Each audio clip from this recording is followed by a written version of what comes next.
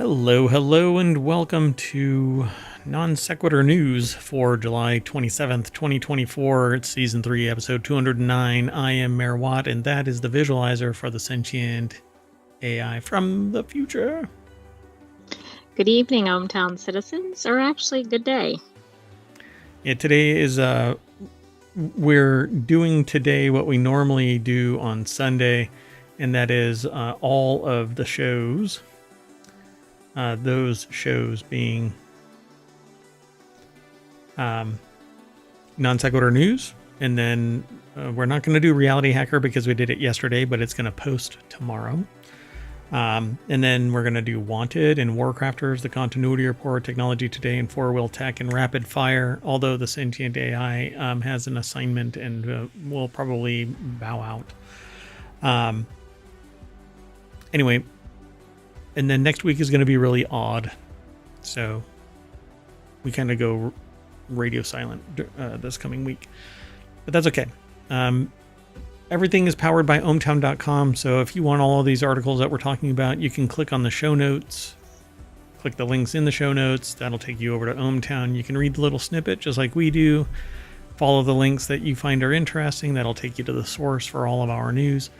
And again, just go over there, become a citizen, much like ohmTown is right there. Well, that's way over there, and I can't reach there.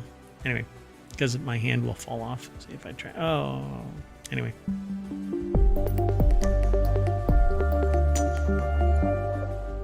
Hey, I forgot.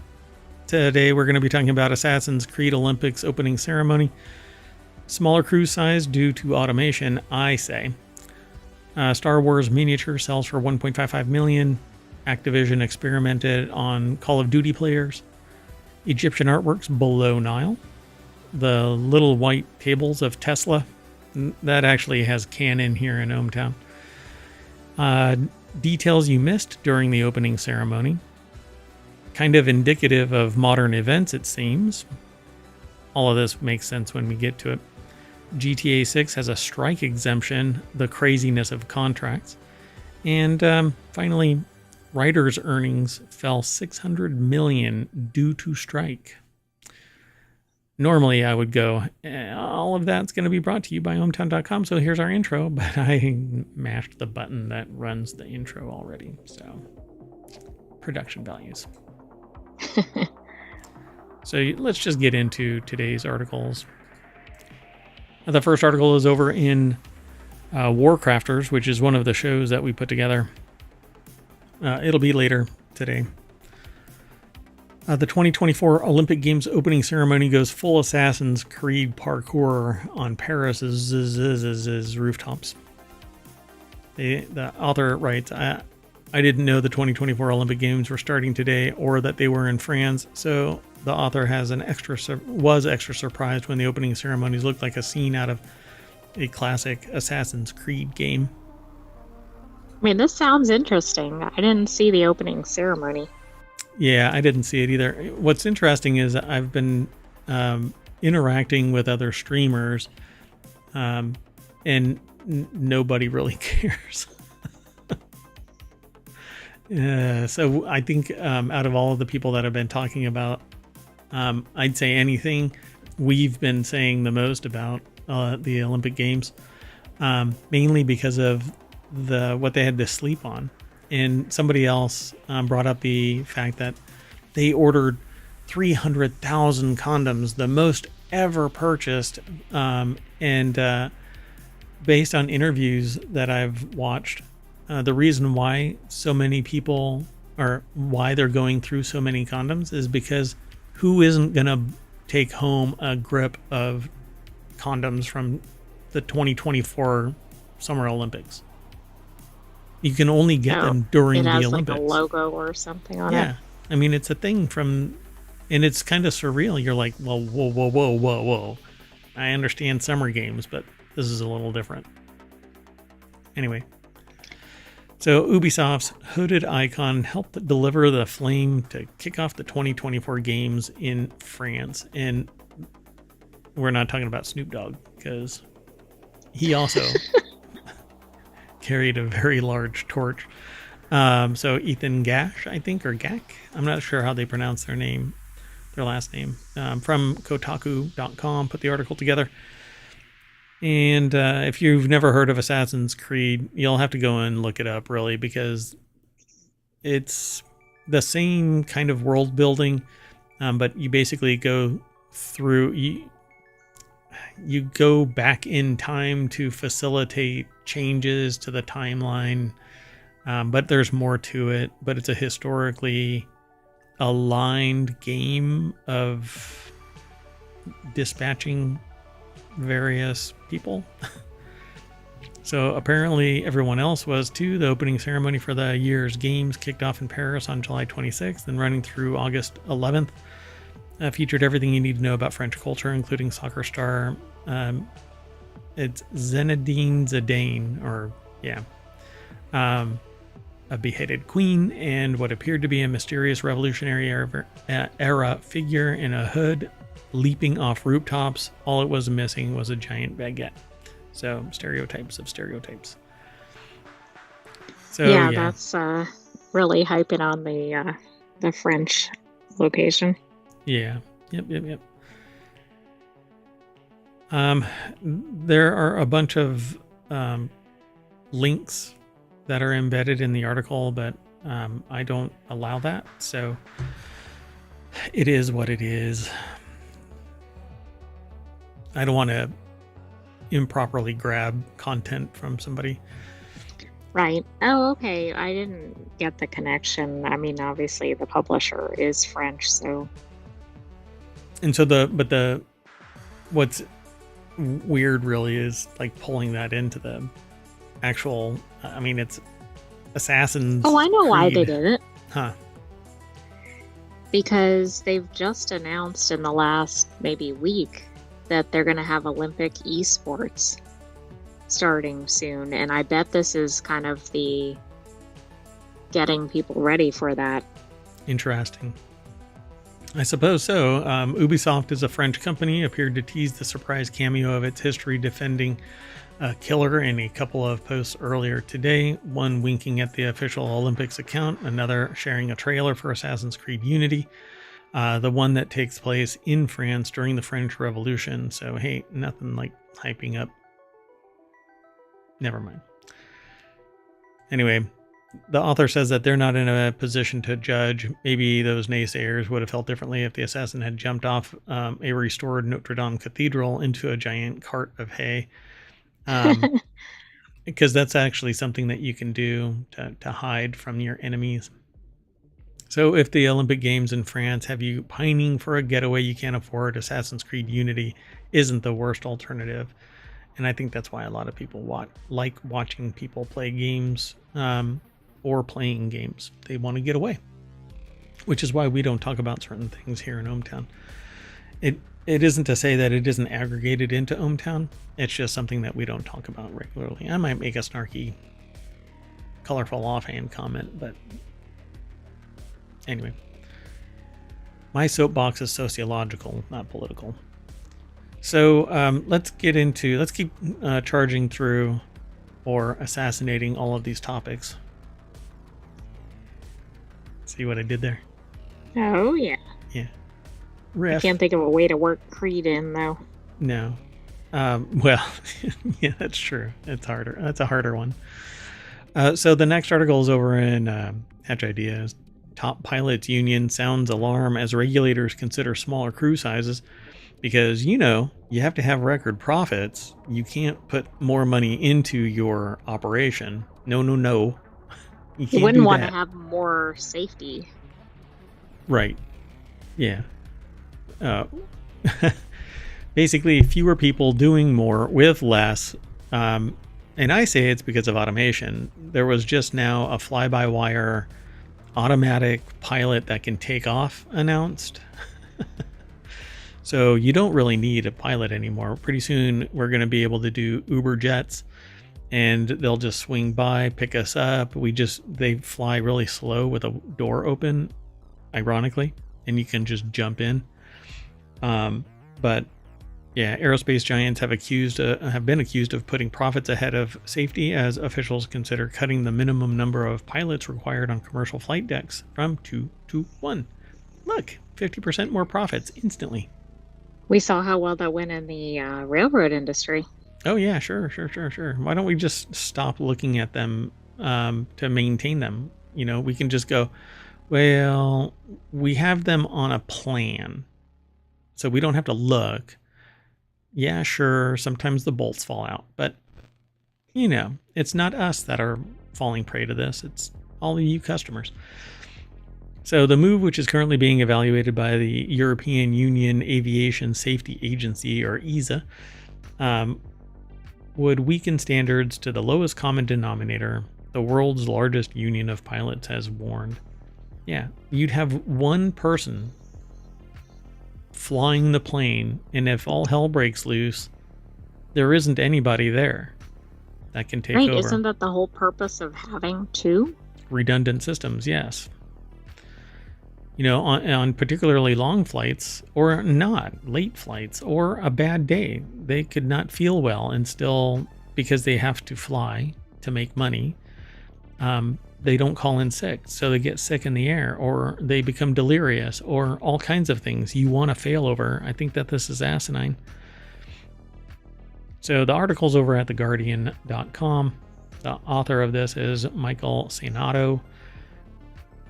The thing that I don't get about jets, airplanes in general, and a lot of sophisticated technology is we're in the 21st century. Why are there so many freaking buttons, switches, and levers in a modern device? Why doesn't it have like a button that says go or something? Right. Or whatever the equivalent is for flying, right? I'm thinking of that scene on the deck of Star Trek, right? Like whatever the go word is. Yeah. And then it's like up, engage, down, basic things that it needs to do. But why do you have to flip 15 levers to drop, say, 100 feet? Why can't you just be like drop 100 or something? Yeah, why hasn't it evolved into something beyond what seems to be 1940s equipment? I mean, when you look at these devices, you see all of these freaking knobs and switches and levers and buttons, and I think of Airplane. In the scene, there is a scene in there where the guy kind of freaks out because he's like, we all have our buttons and our levers and our switches. He starts swirling out of control, downward spiral, flat spin even. Anyway, they say this threat is not something that is 10, 15, 20 years away. It would weaken the standards to the lowest common denominator, basically removing it all the way down to one. Eventually, pilots are going to get removed because they are the weakest link, really, the costly burden. They're required, they're constrained, they're highly skilled, so they demand a lot of money. Well, and if I'm not mistaken, I don't think there are a lot of pilots out there. Correct. Yeah. Or at least that meet whatever the requirements are. Yeah, and some come from military because they are pilots, and then they want to get out of the military, and they end up flying conventional planes. Right, commercial. Yeah, commercial planes. Sorry, yeah. So the U.S. has the safest aviation record in the world. We need to improve the standard for everybody, not just go to the lowest common denominator. And maybe safest, but why are we hedging towards not? Well, I know. Are we really trying to disrupt those rankings? And what is that data based on? Does that include 2024? Because I don't know.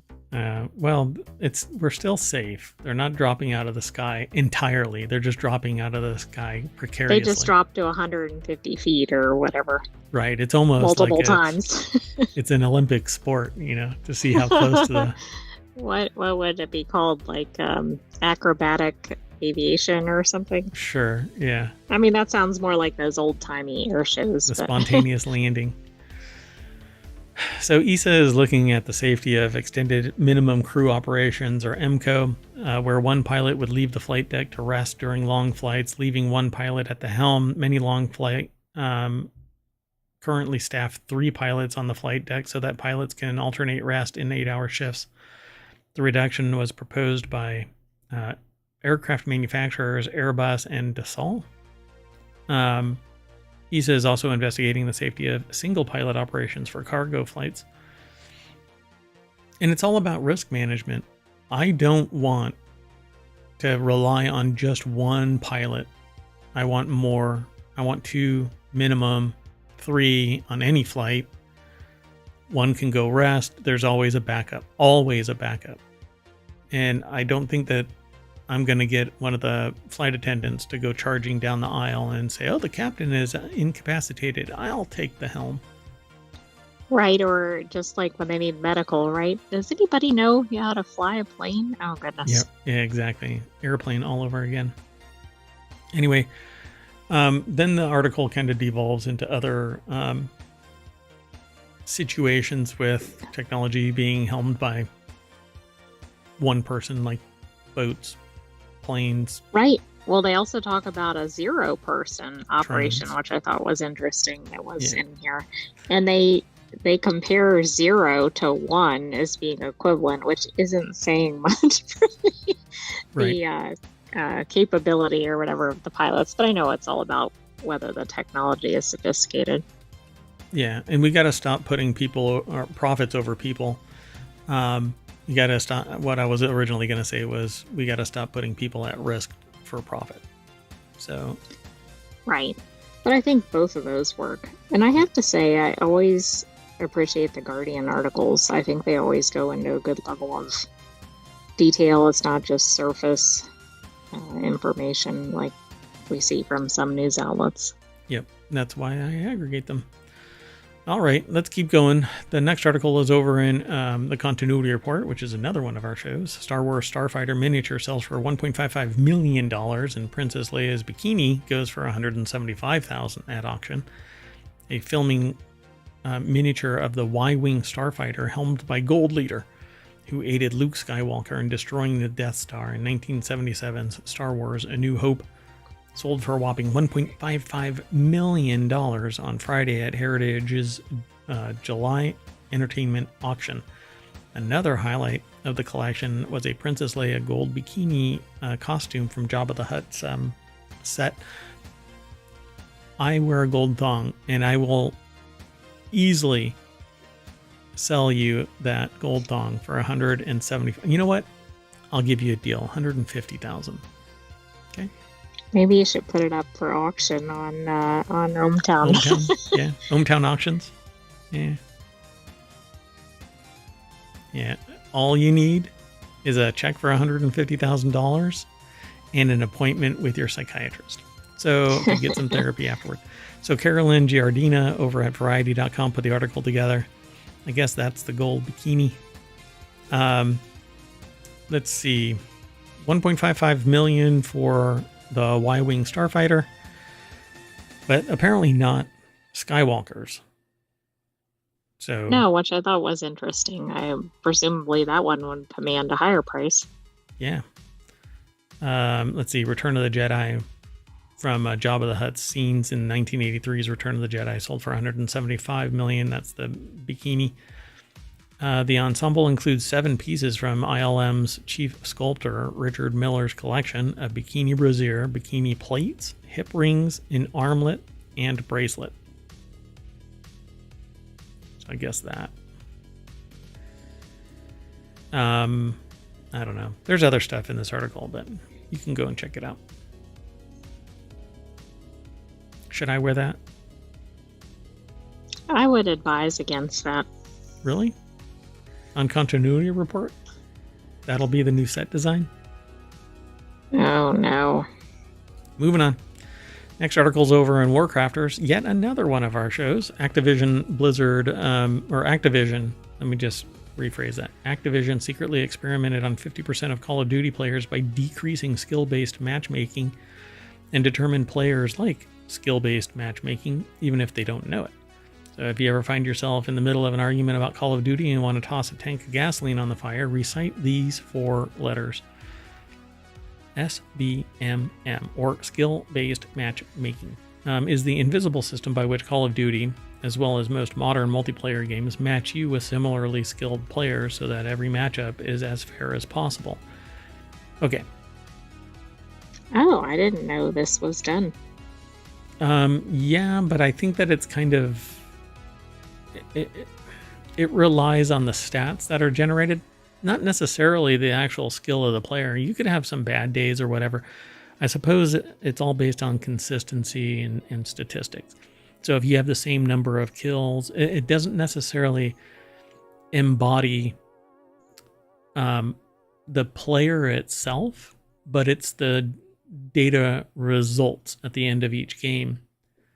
And the reason why I say it like that is you could be horrible but lucky, consistently lucky. You can make irrational decisions on a battlefield in Call of Duty, eliminating the enemy, and end up with the same results as somebody who is tactically efficient and highly effective, doing less moves, etc., risking other players at a lower rate, etc. But the skill-based matchmaking isn't based on the holistic understanding of the player. It's the win-loss ratio, is my understanding. So it says, sound like a win-win for all involved, but there's a legitimate argument against a matchmaker that only cares about high competition. A faction of Call of Duty players argue that it's not always fun. So Morgan Park over at PC Gamer put the article together. It says the experiment was just one discovery of a 25-page paper covering how skill-based matchmaking works in Call of Duty. Now I'm gonna have to hunt down that paper. The new paper, a 25-page document titled "The Role of Skill in Matchmaking," is as impressive as it is jarring. On one hand, it's a little funny that Activision is treating the topic with tact and seriousness, posing such questions as "What is skill?" That's if you're going to do skill-based matchmaking, you have to know what skill is. And if it's nothing more than the end game statistics, that isn't skill. That just happens to be based on their competition at the end of that event. That's the data. It doesn't necessarily translate directly. Right. No, it absolutely doesn't. So, but I guess it's an objective way of measuring it, but it's just not. It's not it holistic. May lead to weird results, right? Yeah, it's not holistic. So they say posing such questions as what is skill and mapping kills per minute and skill buckets on graphs, when we all know that naysayers will probably just say that SBMM still trash LMAO. So skill-based matchmaking is still trash, laughing my ass off, and move on. Now, I think it's founded in science and statistics, but not a holistic understanding of somebody's skill and or potential. Some of this ground has been covered before. We finally learned for sure back in April that Call of Duty's matchmaker, above all else, values finding matches quickly over ensuring it's perfectly balanced. There are a couple, what is it called? Let me pull it up real quick. The Destiny Community Podcast kind of talks about matchmaking and stuff from time to time. They're actually a really fun podcast if you're interested in that thing. They also stream on Twitch. They're called DCP, or Destiny Community Podcast. So the experiment ran in Modern Warfare 3 in early 2024. Discreetly, Activision toned down the skill in skill-based matchmaking for 50% of Northern American Modern Warfare 3 population. The results: over 90% of the players with toned down SBMM played less Call of Duty after the change, with the top 10% of skilled players not as affected. The paper goes on. Right? They're still winning. Over 90% of players with toned down SBMM played less Call of Duty after the change. I mean, doesn't that mean that you're potentially going up against somebody with better stats or whatever, and so you're losing and you're getting frustrated with the game? So... And if you're a really good player, you're going to win, because you might be up against somebody who's not as strong. So, but why did people stop playing? That's not really enumerated here. Why did they play less? No, it's not. We need more detail, but that's what I think happened. So it says the paper goes on to confirm what has, to the author, always been the most obvious reason to have skill-based matchmaking, which is random matchmaking primarily benefits really good players and disproportionately sucks for average skilled players, except supposedly as you get better, you trickle up that scale. But if you don't ever get pushed because your skill is always tied to the same skilled Well, yeah, people. you're not going to improve, right? Right. So it says the use of kill streaks and increased kills per minute and score per minute shows that the wider lobby skill percentage disparity is disproportionately leveraged by the top 10% of players. It says, unfortunately, this increased performance comes at the cost of greater impact to the much larger 30% of the population toward the bottom of the skill distribution. So average skill percentile disparity rises, resulting in tougher matches for lower skilled players, and lower skilled players play less, resulting in a shifting lower skill bracket, and that becomes recursive. So you don't necessarily, well, that's what we said. They are arguing that they play less because they're dominated by higher skilled players. So the article goes into greater depth, but we'll just kind of jump over this because at the end of the day, skill-based matchmaking pins people together based on the interpretation of the skill at the end game stats, maybe even throughout the stats, but at different weights, because you could have a streak, but that isn't because it's skill, it's that the other players weren't as lucky, because it's pure chaos in some of these games. Not to mention that for me, it's a lot of recursive grind work. It's the same battlefield. There's no dynamic other than the chaos ensued by the people that play it. Right. Well, at least then you want to be winning, or at least feeling like you did a decent job. Yeah. If you're doing the same type of thing over and over again. Yep. So I suppose if you're into this, they need greater minutia, or fidelity, I should say, in what it means to be skill based, because total match kills doesn't really mean much. It just means that you pulled the trigger often enough to eliminate the enemy that was downrange, and those people didn't get out of the way. But the statistics, if everybody, as much as I hate saying it, if everybody is playing with the same data, then everybody is bound by the same data. Some people will ultimately come across as being better. The only way to get better, though, is to play somebody better than you, and learn how to be better, aka get good.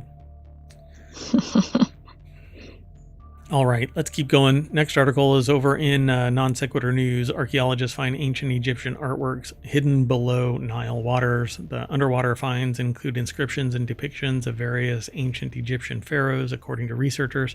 The article is over at Newsweek, put together by Aristos Georgiou. There is no deck statement, but yeah, I don't think that this is it. The video is never matching the thing. They have a picture of a location, but it's from iStock. Picture of the Aswan Reservoir, which actually I mean, at least it's Egypt, right? But no, it doesn't directly relate. Yeah, so the Aswan Dam is man-made. The reservoir basically flooded an area that had numerous archaeological remains. This has been done in other countries as well, where there is historically significant regions that are contained under the water. The only way to find them is to actually hire archaeologically, like underwater archaeologists or something. Yeah, underwater archaeologists. So divers that are skilled in archaeology. Yeah, so the construction of the dam, which was completed in 1970, flooded an area of land containing these archaeological remains. The research identified several underwater rock carvings and inscriptions, including depictions of various ancient Egyptian pharaohs, like Amenhotep III, who reigned from roughly 1388 to 1351 BC, Thutmose IV, and Psamtik II. And I've never heard this one. Apries? I haven't heard this one before. But... No, that one's unusual. I mean, we normally hear about well-known ones. Yep. So Amenhotep I've heard of. Thutmose the fourth, Thutmose I've heard of. Psamtik I've heard of, but Apries I've not. So it reigned from 589 to 570 BC. There is more. They have pictures of it posted. And this is the problem that I have with the fact that we don't know what we don't know. And we align modern perception with the temporal and cultural guidance of modern society. And so we go, oh, well, their name is there, so they must have built it. But that's not necessarily true. Or this looks like a spoon because that's what our current day spoons look like, or whatever it is. Yeah. And then it might be something else entirely. And then 25 years later, they find something that adjusts it, which is fine. But meanwhile, there are millions of people that have gone through their entire 25 years being told one thing, and it becomes factually wrong, falls off their radar. They tell people what they think is the truth, and then they're corrected. Like, oh, well, no, the new knowledge is this. Well, Jesus. We've been led wrong so long. Hello, Kitty. Yeah. Too soon. Yeah, Hello Kitty, apparently. Okay, talk about non sequitur. So, Hello Kitty apparently is an 8-year-old girl, not a cat. And I said, well, I guess they're cosplaying as a cat because they've got whiskers and ears, cat ears. I mean, everything about it screams cat, but... Yeah, and I guess... somebody put together like a museum or something like that about this, and they were like vocally reprimanded. It is not a cat. It has never walked on 4 legs. It sits and stands and walks and acts like a human. But it's because we know so many characters act exactly like the original. So how many cartoons have animals running around versus standing up? Not a lot. Hello Kitty is a furry. That's basically what's being announced. Hello Kitty is a furry. Let's move on before we have to change the name of the show again. So the next article is over in Wanted. Tesla is now selling karaoke mics for your car, and I titled this "The Little White Tables of Tesla." So if you've been around ohmTown for a while, there's this adage here that if a shop has little white tables out in front of it with knickknacks and bric-a-brac, it's going under. Selling karaoke mics for your car has to be... That's the equivalent for... EVs. EVs, thank you. I couldn't think of the name of it. It's a big word. So Tesla has quietly launched a karaoke kit for its EVs dubbed karaoke mic. Nothing ever original. So buyers get 2 Tesla branded wireless mics, as well as a receiver, a storage bag, power and data cables. Notably, the kit is designed explicitly for the media apps in Tesla vehicles. In fact, it requires the company's 2024.26 firmware update. But be sure to put your car in karaoke mode, otherwise it won't be able to go through a car wash. Maybe when you go through a car wash, you need to put it in karaoke mode. Cart before the horse kind of a thing. Yeah, chicken before the egg. So there you go. That's what these things look like. Wow, they look a lot like the mic that is right in front of me, but I don't know.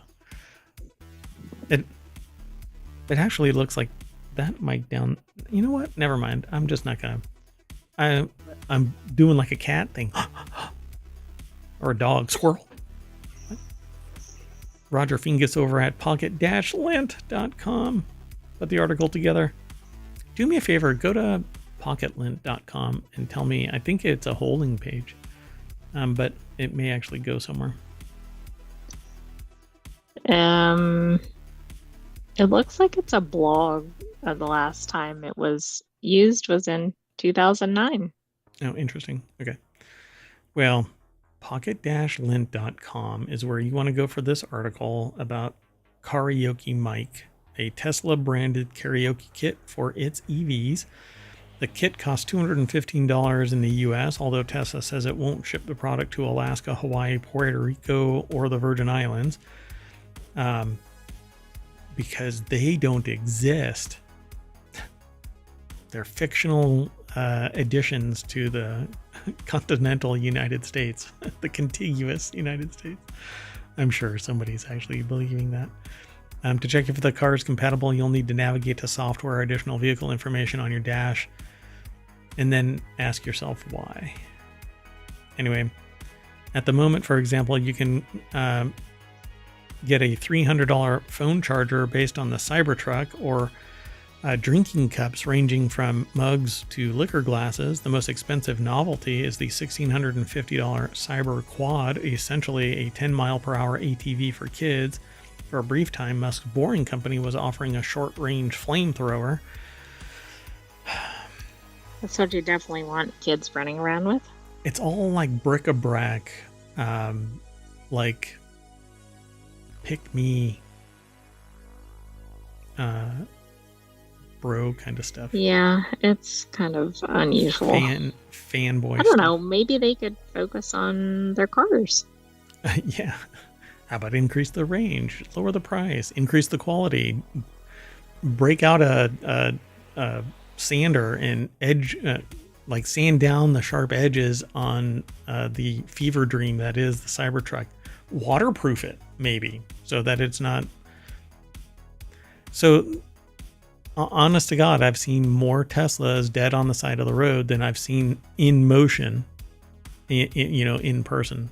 And for where ohmTown exists, that's saying a lot. That's not good advertising. Right. Yeah. I mean, if you see Teslas frequently, that's a lot of data to pull from. I've seen more Rivians driving around, but they've been around longer. But anyway. Oh, I actually thought they came out after Tesla. Well, after Tesla, but not Cybertrucks. Cybertrucks are really new. But right. There's a whole subreddit dedicated to Cyberstuck. So you can look that one up on your own. Moving on. Next article is over in Non Sequitur News. 22 details you might have missed during the Paris 2024 opening ceremony. I won't be able to go through all of these. I don't know how many are actually listed in here. When I click the link, go over to the source. It's over at businessinsider.com, Amory Rose.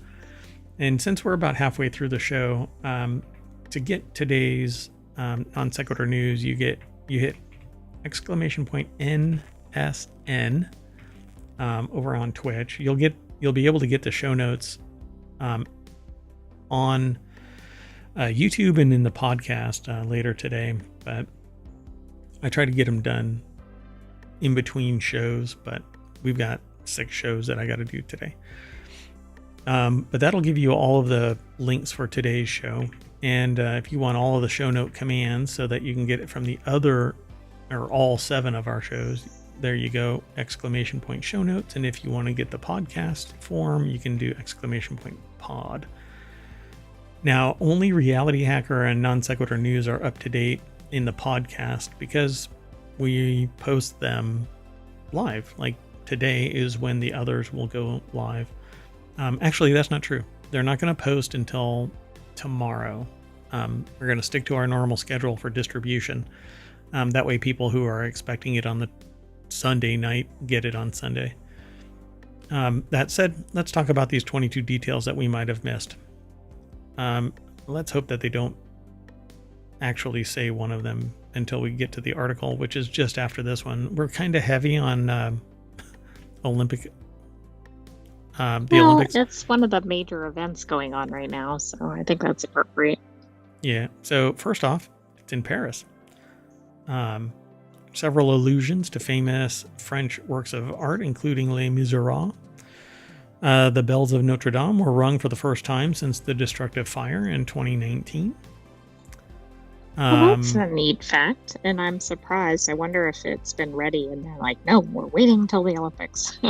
Yeah, really. There's somebody with a hammer, like, just waiting. They probably could have auctioned that off and made some serious change. Absolutely. That would have been amazing. I wonder if they actually did that, and nobody's really talking about it. If not, right, they missed an opportunity that isn't going to come again for 25 years. Or longer, right? Because it's really like the first. I mean, I don't know if the bells had to be redone or whatever. Like, this might be the first time they're rung. Well, and it's on the Olympics. Yeah, since the fire. Yeah. So, what's the combination? That would have been amazing. So, the ceremony opened with a reference to the French Revolution. The Parade of Nations took place right on the river Seine. Let's see. They have a bunch of stuff. Lady Gaga paid tribute to an iconic French performance style. Was that? Yeah. Yeah, that looks like it. Yeah, what do they call that? I know cabaret, right?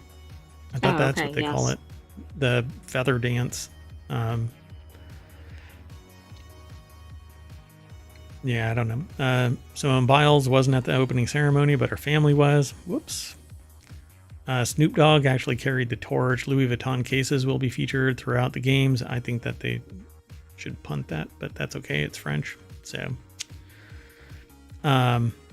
each one of this year's Olympic medals contains a sliver of the Eiffel Tower. That was a new one that I learned recently as well. Yeah, I think that's unique. It's a pretty cool design too. I like it. That's actually, in the bronze, looks really nice. Mm-hmm. It looks much more copper than bronze, but that's okay. And there's 18 more. I won't be able to go through all 20 of these. They talk about the bells being rung for the first time since 2019 when the cathedral was burned. Performers recreated an iconic scene from Les Miserables. Oof. Wow. Marie Antoinette was there in sort of a ceremony. Almost got a little not safe for work. Really? All right. And so on. But I'm gonna jump down to. Wait, I want to see that one with. I think it was with Ethiopia. Right there. All 58 of Ethiopia's Olympic medals are for track and field. So as the Ethiopian delegates and athletes sailed down the Seine, the U.S. hosts on the NBC broadcast highlighted the team's unique Olympic record. All 58 of the country's medals have been won for track and field events. It just looked like something out of the ordinary. I was curious what it was. I want to see them win something like, luge. I don't know, gymnastics or something. I was actually thinking of something from Cool Runnings. But Cool Runnings, yeah. But I'm like, it's the Summer Olympics, I guess. That would be awesome. So Statue of Liberty made an appearance, apparently. Not the one from Times Square. Oh, right. In the character. Statues of women appeared on the Seine during the Equalite section. That's pretty interesting. Okay.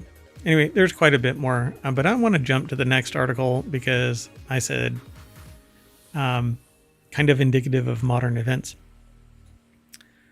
According to reports, the Olympic flag was raised upside down in opening ceremonies. Okay. Do you think, how many people had the job of doing something with the flag? The flag bearer had one job and inverted it. So Tom Morgan over at The Telegraph put the article together. In the land of the tricolor, the Paris 2024 opening ceremony appropriately gave us not one blunder, but three, like raising the Olympic flag upside down, which... And I don't know if the other ones are in other articles, so if they are, you may want to skip that. But Yeah, I'm. There are others. I don't know if it's in the same thing as well, but I wanted to. The timing's ruined, but I'll still make the joke. See, if this would have been done in Australia, it would have been okay. You know, I mean, why didn't they wait? Because Australia is hosting one of the upcoming Olympics, I think, like the second one from now. Yeah, so no formal apology as yet to the family of Coubertin, Pierre de Coubertin. The flag had been raised at the Trocadero opposite the Eiffel Tower after an elaborate scene. There's more. There's a lot to the context of this, I suppose. But I don't know. And then there was a wardrobe malfunction, apparently. Oh, I hadn't seen that Oh, one. God. Yeah. Let's just say the family jewels were shown, apparently. Oh, my. Yeah. That's quite a malfunction. Royalty. So the next article, we'll just move on. The next article is over on the WarCrafters channel.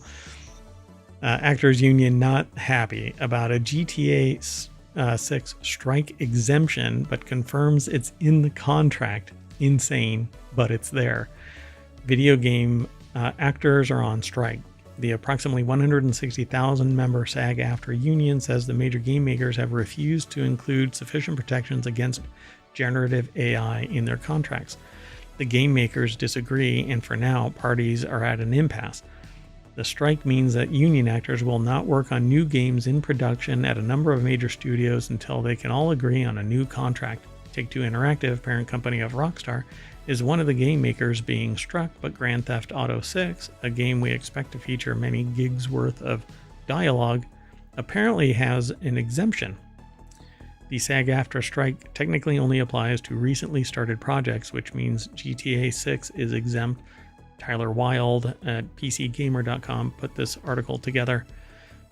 I don't know if it's the timing alone or if it's in the contract, because the implication from the snippet and from the preceding segment basically suggests that it's in the contract.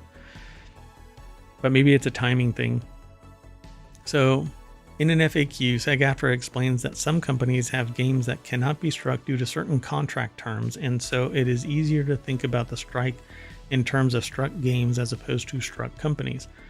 In a report on Aftermath, SAG-AFTRA Chief Contracts Officer Ray Rodriguez said that the union is obviously not happy about the GTA 6 exemption, but affirmed that the rule about already in development games exists, saying it was bargained into a legacy agreement created before the SAG-AFTRA unions merged. When did they merge? That's quite a while ago, isn't it? I thought so. So the contract for... Wow, what a blanket contract. I mean, isn't that... Okay, when they merged, that was... The last element to merge was in 2016, but there was a vote for merger in 2012. So as far back as 2012, like a really long time. Yeah. Huh, interesting. So it's language that the merged union basically inherited that I think is insane, said Rodriguez, but it's there. Yeah, it's like invalidating old laws. You have to go back, audit for appropriateness, but no law actually gets removed until there's some cause of action that leads to its removal. They don't just, somebody doesn't wake up one day and go, oh, we don't need this, because some goober is going to walk their cow down Main Street. That's why. Yes, exactly. On a Thursday or something. Right. Yeah. And you can't buy alcohol on Sunday in some places because archaic things.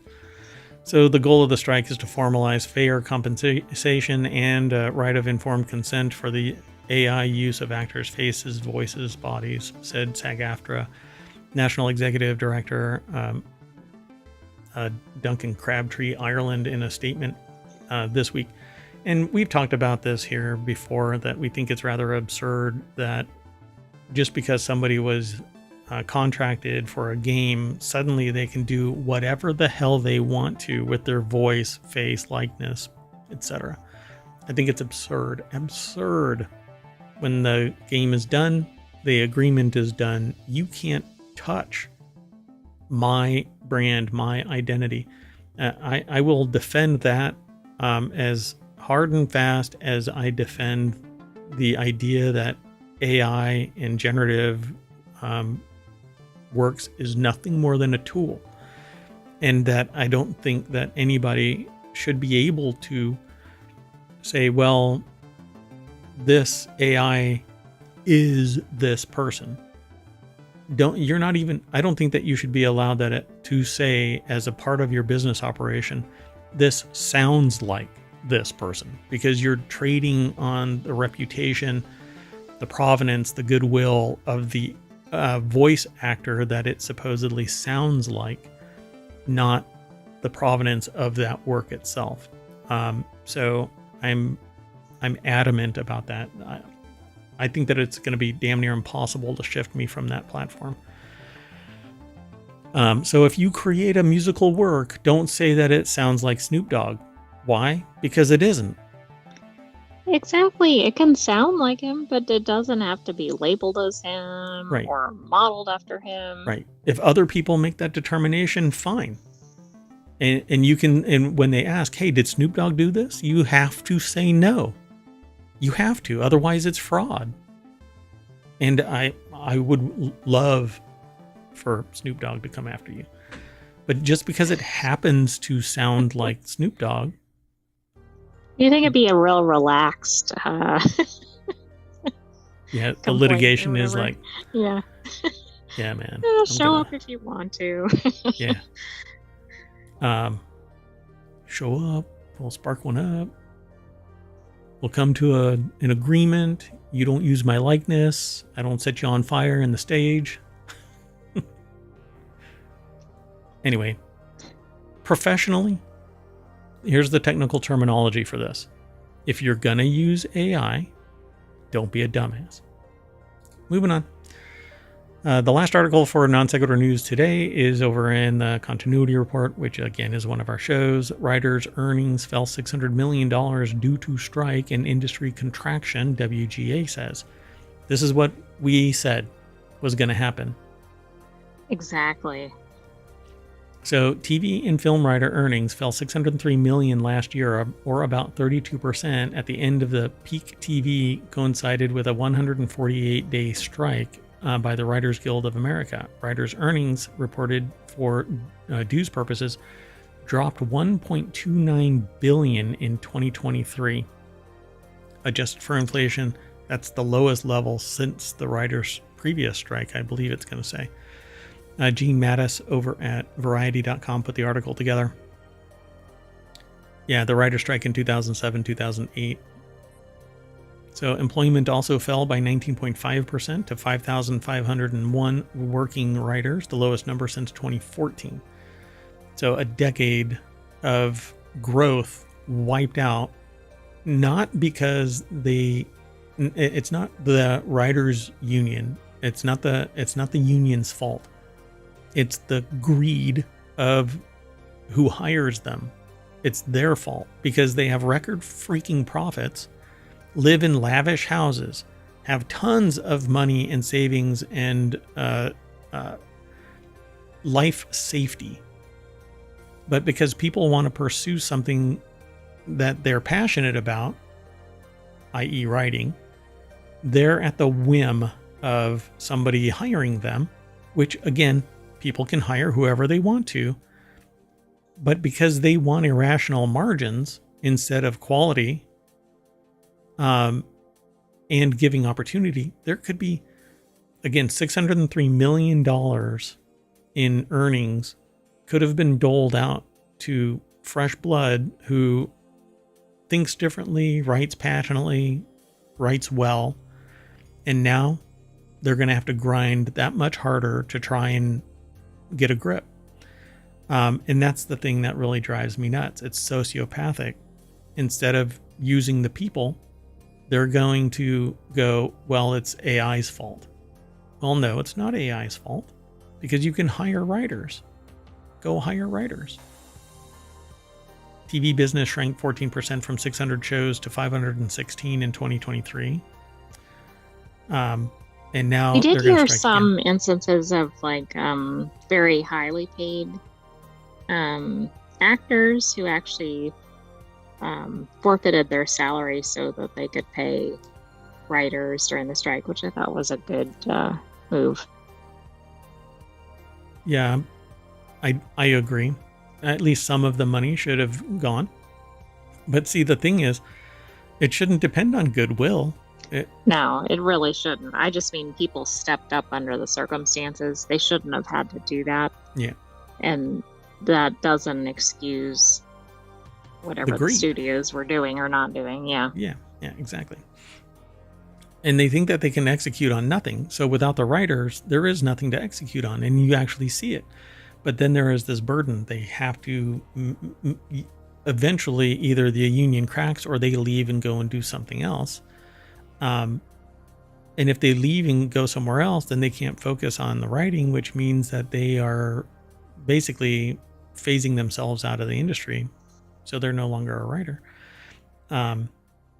So following the previous strike, which lasted 100 days, the Guild reported a 15% decline in overall earnings for 2008. A dramatic 32% drop for 2023 will likely be revised next year to show a somewhat smaller decline owing to a lag in dues reporting.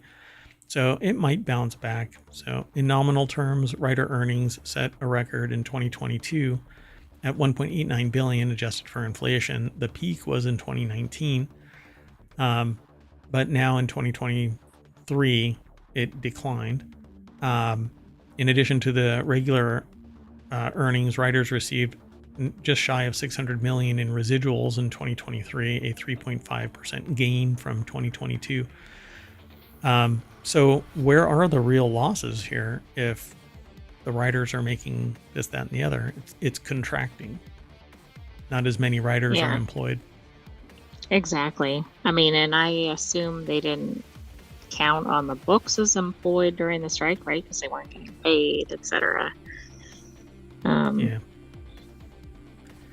a lot of this apparently is the profits and stuff come from sales and from plays, and so people aren't buying DVDs anymore. They're just streaming. They're not purchasing movies anymore. They're just streaming.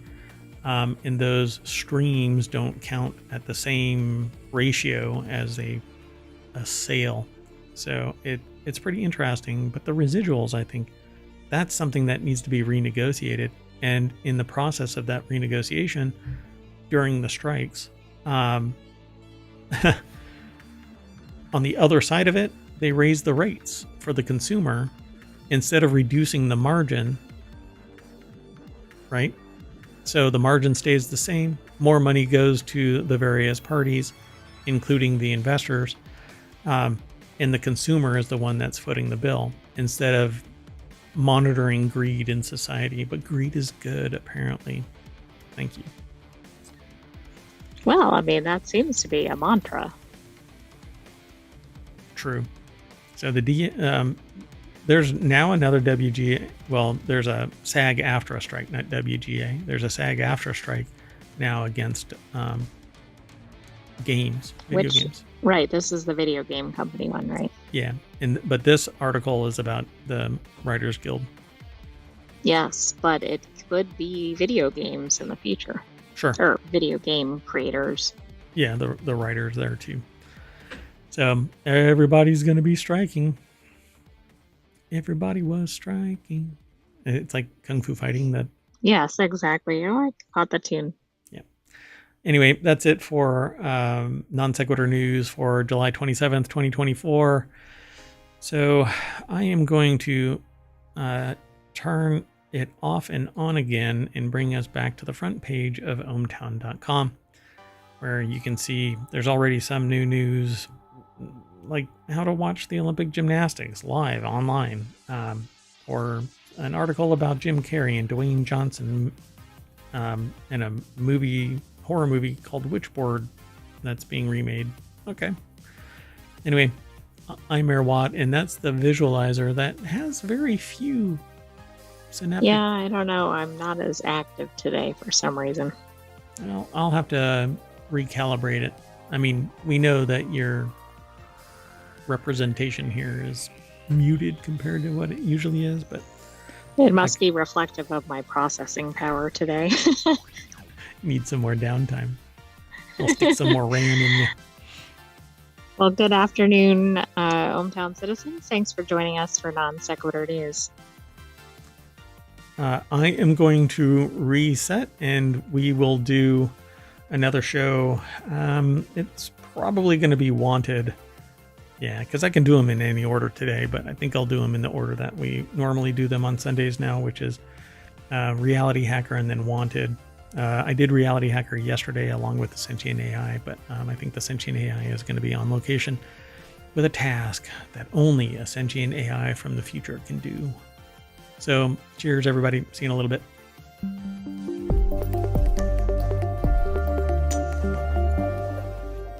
I got your